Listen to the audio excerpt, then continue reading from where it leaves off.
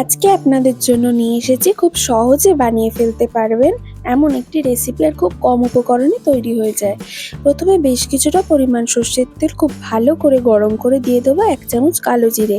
কালো জিরে দিয়ে মিডিয়াম টু হাই ফ্লেমে ভেজে নেব। আর এর সাথে দিয়ে দিচ্ছি 3টে বড় সাইজের চিচিঙ্গাগুলোকে আমি এরকম পাতলা পাতলা করে কেটে নিয়েছি।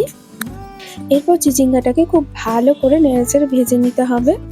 দেখুন, আমি ঢাকনা বন্ধ করে চিচিঙ্গাটাকে সেদ্ধ করে নেব। সেদ্ধ হয়ে গেলে নেড়ে নেব। দেখুন, অনেকটা জল বেরিয়েছিল, জলটাকে আমি শুকিয়ে নিয়েছি।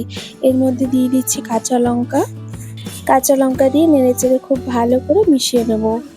এটা কিন্তু চাইলে আপনারা ভগবানের ভোগেও এই রেসিপিটা রান্না করে দিতে পারেন।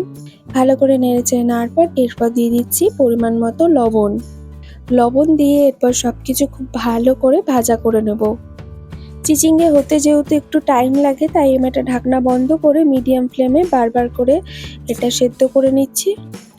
দেখুন, ভাজা হয়ে এসছে। এরপর দিয়ে দিচ্ছি পরিমাণ মতো হলুদ গুঁড়ো, আর এর সাথে দিয়ে দিয়েছি 1 মালা নারকেল কোড়াটা দিয়ে খুব ভালো করে আমি মিডিয়াম টু হাই ফ্লেমে নেড়েচেড়ে ভেজে নেব। আর নারকেলটা কিন্তু খুব মিষ্টি ছিল। মিষ্টি হওয়ার কারণে এই রেসিপিটা কিন্তু খেতে খুব সুন্দর হয়েছিল। আমি স্বাদের জন্য সামান্য পরিমাণে চিনি দিয়ে দিচ্ছি, আপনারা চাইলে দিতেও পারেন, নাও দিতে পারেন। এরপর নেড়েচেড়ে সবকিছু খুব ভালো করে ভাজা করে নেব। ব্যাস, তাহলেই তৈরি হয়ে যাবে দুর্দান্ত স্বাদের এই রেসিপিটা। বাড়িতে একবার অবশ্যই ট্রাই করবেন। খুব কম উপকরণ আর কম সময় কিন্তু এই রেসিপিটা তৈরি হয়ে যায়, আর খেতেও কিন্তু খুব সুন্দর লাগে। ভিডিওটা ভালো লাগলে লাইক করে দেবেন, চ্যানেলটি সাবস্ক্রাইব করে পাশে থাকবেন, আর কমেন্ট করে জানাবেন কেমন লাগলো। আজকে এই পর্যন্তই, দেখা হচ্ছে নেক্সট ভিডিওতে।